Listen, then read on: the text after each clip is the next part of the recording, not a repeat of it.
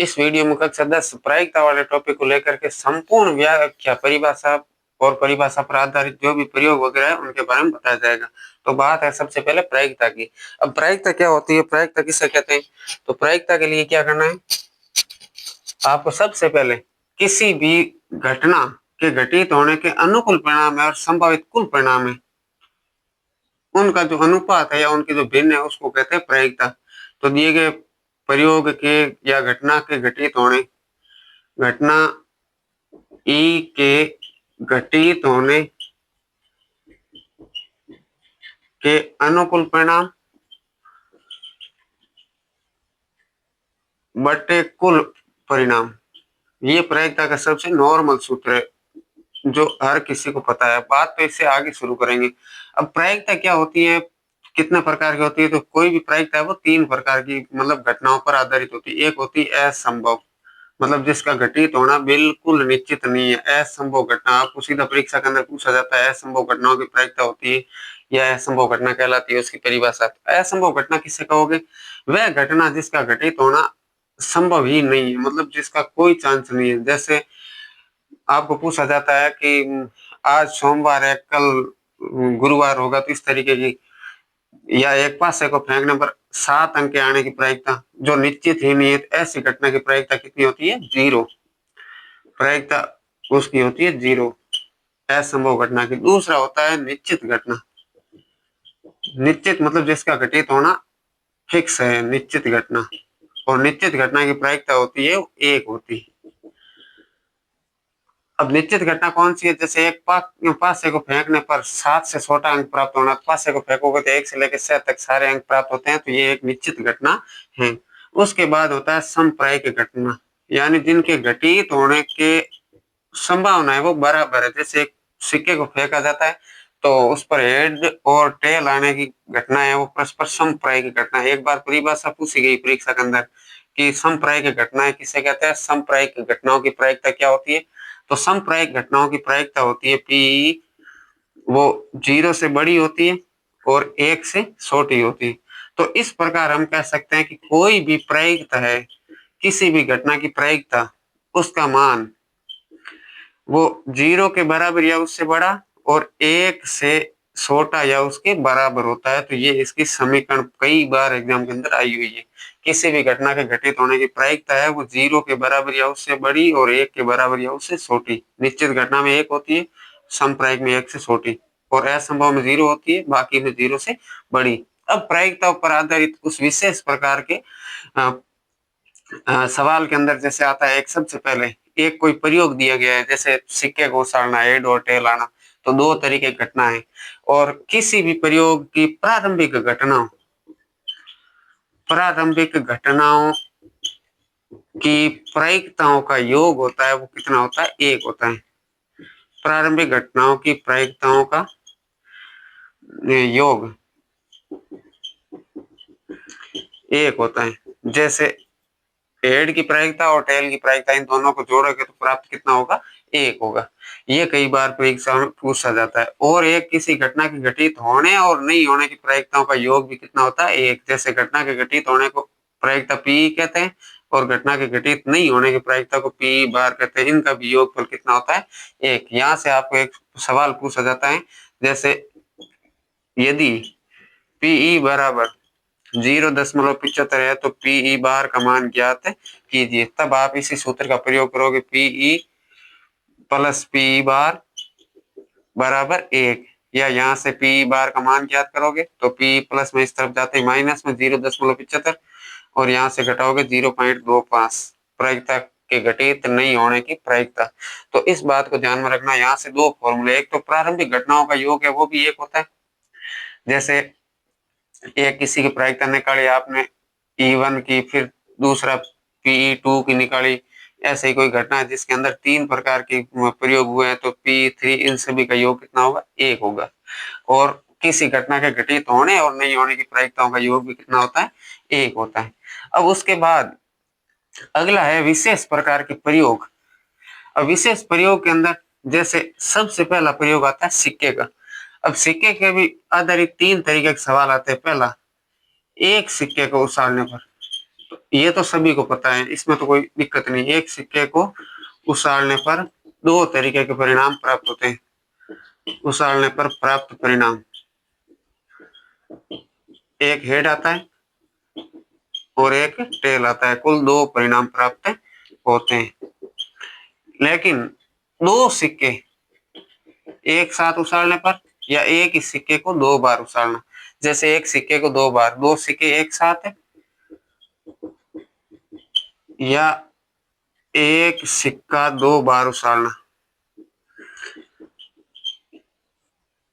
एक सिक्के को दो बार उछालने पर प्राप्त परिणाम। इस स्थिति के अंदर आपको चार परिणाम प्राप्त होते हैं। एक तो दोनों सिक्कों, जैसे पहला सिक्का भी है दूसरा सिक्का, पहले पर भी हेड आ जाए दूसरे पर भी हेड आ जाए।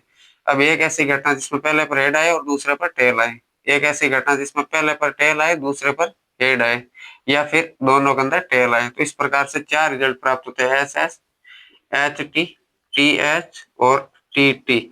अब यहाँ से आपको प्रायिकता पूछी जाती है इन्हीं से संबंधित, जैसे दोनों बार चित्त आने की प्रायिकता, तो दोनों बार चित्त एक है, कुल परिणाम चार है, तो चार कुल परिणाम है। दोनों बार चित्त आने की प्रायिकता एक, तो एक बटे चार, या दोनों बार पट आने की प्रायिकता तो भी एक बटे चार। अब एक बार चित्त, एक बार चित्त जैसे केवल एक बार दो घटना है तो दो बटे चार या एक बटे दो। और एक अगर यहाँ से पूछा जाता है केवल के बाद कम से कम एक बार, कम से कम एक बार चित्त आने की प्रायिकता या एक बार पट आने की, तो एक बार चित्त या एक बार पट तीन घटना होती है, इन दोनों में एक एक बार आया, इसमें दो बार आया, तो कम से कम एक बार तो आया है। तो ऐसी स्थिति के अंदर उनकी प्रायिकता होती है तीन बटे चार। इसको अलग से याद रखना है। अब उसके अलावा एक सिक्के को तीन बार उछालना, एक सिक्के को तीन बार उछालने पर प्राप्त परिणाम। तो एक सिक्के को एक बार उछालते तो दो परिणाम, दो बार उछालते तो चार परिणाम, उसी तरीके से तीन बार उछालोगे तो आठ परिणाम। यहाँ से याद रखने का तरीका है, एक बार उछाला तो स्क्वायर, दो बार उछाला तो मतलब एक बार उसका इस उछालने पर सॉरी घात एक, दो बार उछाला दो घात, और तीन बार उछाला तो घात है दो की तीन। तो यहाँ से आपको मिल जाता है दो परिणाम, चार परिणाम और आठ परिणाम। तो ये याद रखने का तरीका है, एक बार है तो घात एक, दो बार है तो घात दो, दो की शुरुआती रिजल्ट आते हैं उतने की, या उसके शुरुआती परिणाम कितने दो है। तो अब ऐसी स्थिति के अंदर यहाँ पर तीन सिक्के जब एक साथ उछलोगे तो या तो तीनों पर हेड आया, या एक सिक्के को तीन बार उछलोगे, या फिर पहले पर हेड आया दूसरे पर हेड आया तीसरे पर टेल आ गया, या 20 वाले पर टेल आ गया दोनों पर हेड आ गया, या पहले पर टेल आया फिर दोनों पर हेड आ गया। तो तीन तो ये घटना और एक ऊपर वाली। अब क्या एक एक टेल को तो आपने परिणाम में लिया है, अब दो टेल एक साथ, जैसे पहले पर हेड दूसरे और तीसरे पर टेल, अब पहले और तीसरे पर टेल दूसरे पर हेड, और पहले दूसरे पर टेल तीसरे पर हेड। तो ये तीन परिणाम, और मतलब ऐसे समझ लो जिसमें एक बार टेल का, एक बार हेड का, एक बार हेड की स्थिति बदली है। तो परिणाम बहुत आसानी से याद रखे जा सकते हैं। तीसरा तीनों पर टेल, एक बार थोड़ा सा और तरीके से बता दूं लिखते टाइम कि या तो आपको तीनों पर हेड प्राप्त होता है, या आप लास्ट से टेल शुरू करो, एच एच टी, अब सेकंड नंबर पर एच टी एस, अब फर्स्ट नंबर पर टी एच एच। उसके बाद जिस प्रकार से यहाँ एक टेल का रिजल्ट दिखाया उसी प्रकार से एक हेड का रिजल्ट दिखाओ।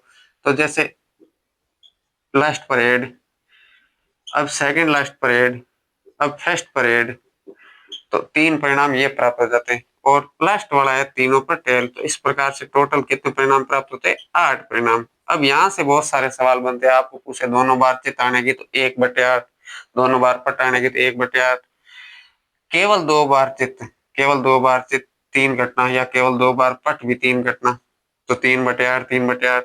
उसके अलावा कम से कम एक बार, एक इसका ध्यान रखना है, कम से कम एक बार, एक से ज्यादा आएगा तो भी काउंट कर सकते हैं, एक बार तो आना ही चाहिए। केवल लास्ट एक को छोड़ करके सब में कम से कम एक बार आया तो सात बटे आठ, और एक बार पट का पूछे तो भी सात बटे आठ। तो ये सिक्के को लेकर के कुछ विशेष रिजल्ट है। अब सिक्के के बाद अगला रिजल्ट है पासे का। तो एक पासे को फेंकने पर, जो डाइस है उसको एक पासे को फेंकने पर प्राप्त परिणाम 6 परिणाम प्राप्त होते हैं। 1 से लेकर के 6 तक, 1 2 3 4 5 6, यानी 6 परिणाम प्राप्त होते हैं। अब इसके अलावा अगर आप एक पासे को 2 बार फेंकोगे, एक पासे को 2 बार या एक पासे को 3 बार, तो 3 बार वाले पर आधारित प्रश्न तो नहीं है, लेकिन कभी कभार परीक्षा के अंदर छोटे सवाल के अंदर पूछा जाए तो सबसे पहले देखो रिजल्ट कितने से है, तो 6 की घात 1 एक बार के लिए, 6 की घात 2 दो बार के लिए, 6 की घात 3 तीन बार के लिए। तो 2 बार के लिए 6 का स्क्वायर यानी 36 परिणाम प्राप्त होते हैं, और 3 बार के लिए 6 का क्यूब 6 इंटू 6 इंटू 6 216, तो सीधा 216 परिणाम प्राप्त होते हैं। तो फिर इन पर आधारित सवाल, जैसे एक पासे को 2 बार उछालने पर 36 परिणाम होते हैं, उसके अंदर एक तरफ 1 2 3 4 5 6, उस तरफ भी 1 2 3 4 5 6, मतलब पहला पासा दूसरा पासा, तो पहले पर भी 1 दूसरे पर भी 1, पहले पर 1 दूसरे पर 2, पहले पर 1 दूसरे पर 3, पहले पर 1 दूसरे पर 4, पहले पर 1 दूसरे पर 5, 1 और 6। इस तरीके से आप 36 परिणाम लिख सकते हैं या उसकी टेबल बना सकते हैं। फिर 2 1 2 2 2 3 2 4 2 5 2 6, पहले इस तरफ वाली संख्या लिख देनी, फिर साथ साथ में ऊपर वाली।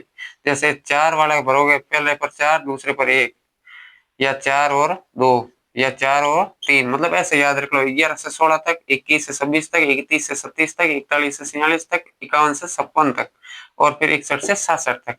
तो इस प्रकार से आपको कुल परिणाम 36 की टेबल बना सकते हो। अब 5 के बाद एक परिणाम बचा है, मतलब जिस पर आधारित सवाल आते हैं, और वो है ताश के पत्तों का। अब ताश के पत्तों को लेकर के भी सवाल आता है, और उस स्थिति के अंदर कुल परिणाम है ताश के पत्ते के अंदर जैसे 52, तो 52 टोटल ताश के पत्ते हैं। ताश के पत्ते का सवाल पूछे तो कुल परिणाम है वो 52 है। अब कुल परिणाम 52 है, उस स्थिति के अंदर क्या करना है, 52 में से आपको रंग पूछा जाता है। तो जैसे 2 तरह के रंग होते हैं, एक तो होता है लाल, लाल रंग के, एक होते हैं काले रंग के पत्ते। अब लाल रंग के पत्ते 26 और काले रंग के पत्ते भी 26, लेकिन 26 को 2 भागों में बांटा जाता है, 13 और 13, यहाँ भी 13 और 13। 13 जैसे लाल रंग में पान का पत्ता और ईंट का पत्ता,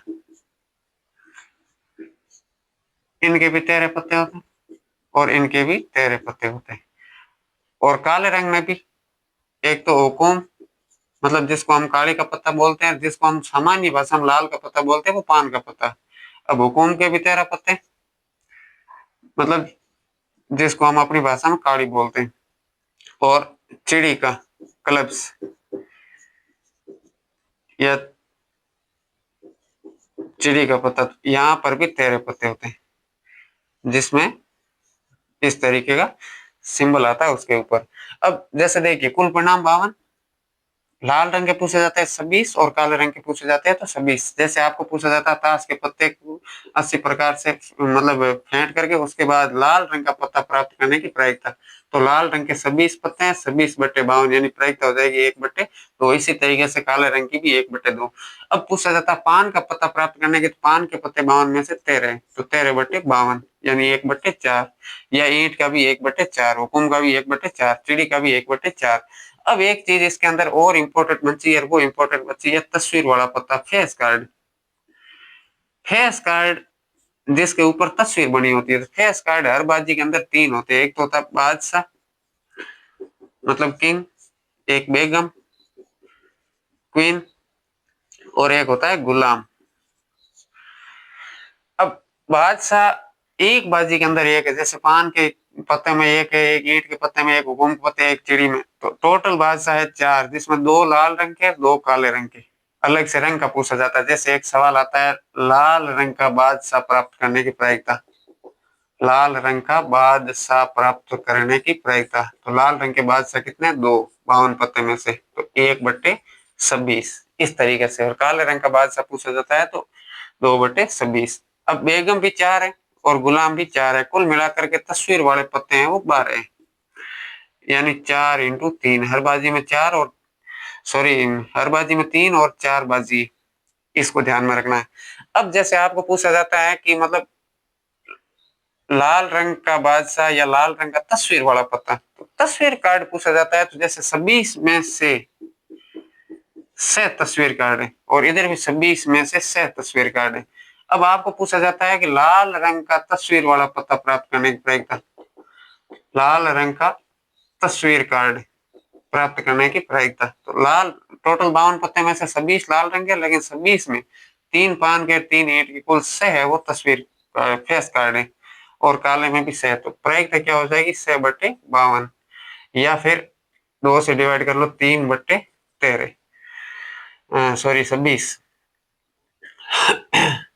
हाँ 3/26, ये लाल रंग की तस्वीर कार्ड, लाल रंग के 6 है 52 में से, और या 26 में से निकालो तो 3 है, फिर काले रंग के। अब इनके अलावा जैसे इक्का प्राप्त होने की प्रायिकता, तो इक्के 4 है 4/52, या फिर कहा जाता है किसी विशेष रंग का, जैसे लाल का इक्का प्राप्त करने की प्रायिकता, तो लाल के इक्के कितने 2 है 52 में से, मतलब 1/26। तो प्रायिकता को लेकर के ये 3 घटनाएं प्रमुख होती है। एक तो सिक्के की, जिसमें 3 सिक्कों के बारे में बताया था, उसके अलावा एक पासे की जिसमें 3 बार पासा उछाला जाता है, तो उसके बारे में भी चर्चा करी। और एक बार जैसे वापस देख लो, एक बार सिक्का उछालोगे तो 2 घटना, 2 बार उछालोगे तो 4 घटना, और 3 बार सिक्का उछालोगे तो 8 घटना। सीधा आपको ये इसको याद रखना है, 2 की घात 1, 2 की घात 2, 2 की घात 3, डायरेक्ट आपको मिल जाएगा 2 की घात 1 का मान 2, 2 की घात 2 का मान 4, 2 की घात 3 का मान 8। अब पासे को फेंकने पर, तो पासा एक बार फेंकोगे तो एक बार परिणाम कितने आते हैं 6, तो 6 की घात 1, यानी कुल 6 परिणाम आते हैं। 2 बार उछालोगे तो पासे पर 6 अंक है, 6 का स्क्वायर, यानी 2 बार उछालोगे 37 परिणाम, और 3 बार उछालोगे तो 6 का क्यूब 216। तो इस तरीके से परिणाम प्राप्त होते हैं, और ताश के पत्ते के कुल परिणाम होते हैं 52, 52 में से लाल रंग के 26 और काले रंग के 26 पत्ते।